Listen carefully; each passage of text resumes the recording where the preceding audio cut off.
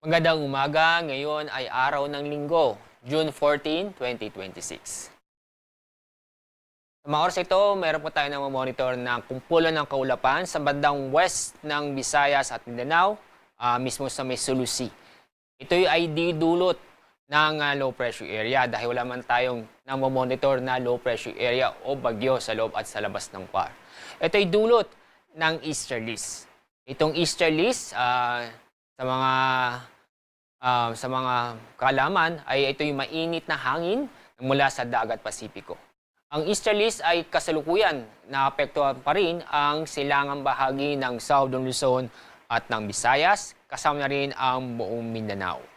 Ang easterlies ay inaasahan po natin na magtatagal ang epekto nito sa bansa sa susunod na 3 araw. At sa ating lagay na panahon ngayong araw, mainit at malinsangan ng panahon pa rin ang inaasahan sa Luzon. Asahan din ang bahagyang maulap hanggang sa maulap ang kalangitan. Pero may tsansa pa rin po ng mga localized thunderstorm. Itong mga thunderstorm ay magbibigay ito ng mga biglaang buhos na ulan. Dahil sa mainit at malinsangan na panahon ngayong araw, mas dito sa Metro Manila aabot ng 33 degrees Celsius.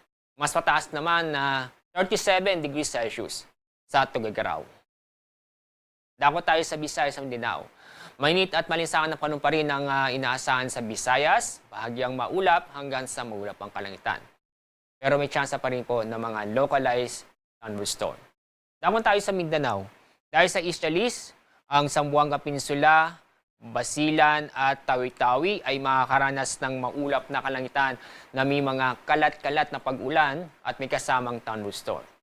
Sa lalawing bahagi ng Mindanao, maganda at maliwalas ang panahon, maliban sa mga localized thunderstorm.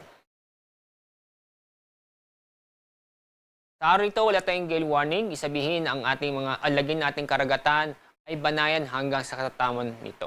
Kaya safe naman pumalaot ng ating mga kabayan sa buong kapuluan.